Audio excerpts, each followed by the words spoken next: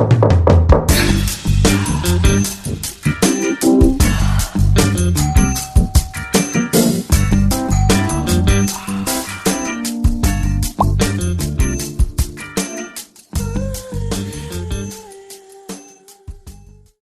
everybody.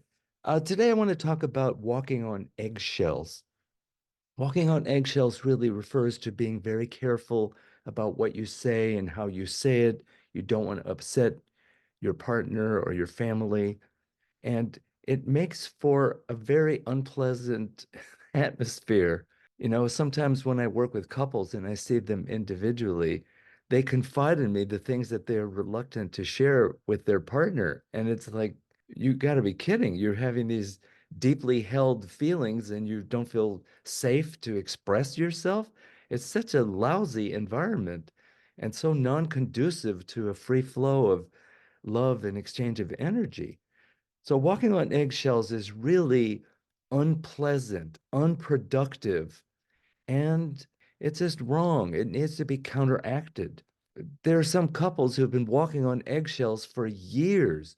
So how does a couple or how does a family ever recover from having lived in this minefield? You have to be very careful when you walk across a minefield. How do you recover from something like that?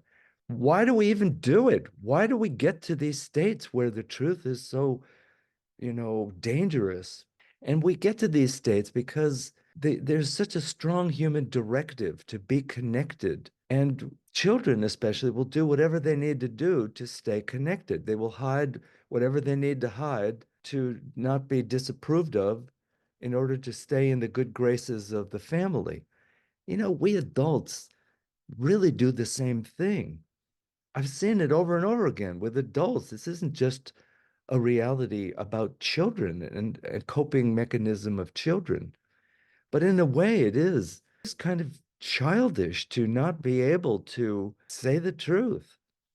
The reality is that walking on eggshells, being reluctant to share honestly and authentically, actually creates distance because inauthenticity creates distance. And so people will often opt to have this built-in distance and call it a relationship rather than, tell the truth and just let the chips fall where they may. And of course, this is called Get Real with Andy. I am advocating it's time to tell the truth and let yourself be more vulnerable and just tell the truth. How you say it can make a big difference. I've noticed that when I work with couples and we start lubricating the truth-telling valves and those start opening up, people say all kinds of stuff. And sometimes it comes out in a really hurtful way because after years or any time really spent walking on eggshells, it is such a frustrating environment that is the breeding ground for resentment. Nobody likes it. We'll do it if we feel like we have to do it for the sake of the survival of the relationship. But we don't like it. And it is the breeding ground for resentment. And I tell you, when resentments come out, sometimes, in the beginning, it can be very difficult and hurtful. So it takes some delicate dealings in the beginning. But the good news is, once you get in the flow of telling the truth and recognizing that, okay, I can handle differences and we can navigate this and come to some kind of a, better place without having to hide, that doesn't always work out. Some people will opt for this kind of a distant relationship rather than risk telling the truth and possibly separating. But I tell you, for me, I think it's just important to tell the truth and let the chips fall where they may. And that always doesn't guarantee like a quote, happy outcome of togetherness. Because sometimes there are irreconcilable differences. Although I believe when their love is there, what can't be conquered? And what are the main ingredients and how that love shows up that makes a relationship stay cohesive, even in the face of differences?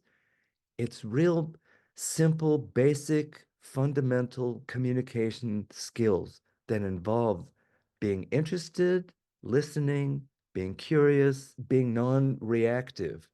Really being curious why your partner's so upset by whatever it is. Really being curious.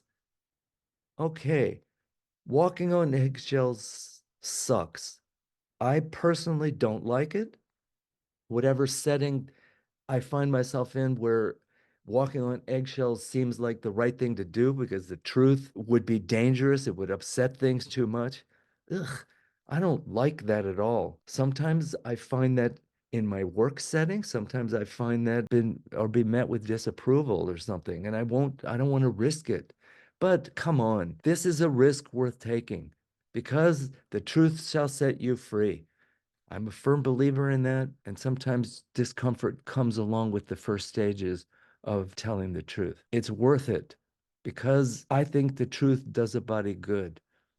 We relax and we don't have to walk on eggshells. Oh my God, the tension level when I work with families and couples where everybody's walking on eggshells, you know, that's why sometimes it takes a therapist or a therapy setting to really snap out of it because when I'm not in the system, I can gently introduce truthful elements that seem so dangerous. I can help put a softer frame around them rather than the reactive hurt that they're really met with that makes a person not want to speak up because they know if they do, or they suspect or believe that if they do, bad things will happen. And then, of course, there are couples that just let it rip and they stay together because the Lord knows why. Families do that. There's some angry families that they're not walking on eggshells, they're tromping on eggshells. And it's really not that different. It's just less polite. Okay, walking on eggshells. Let's cut that out. Let's not do that. I don't want to do it. I don't like it. The truth shall set you free. Let's get on with it.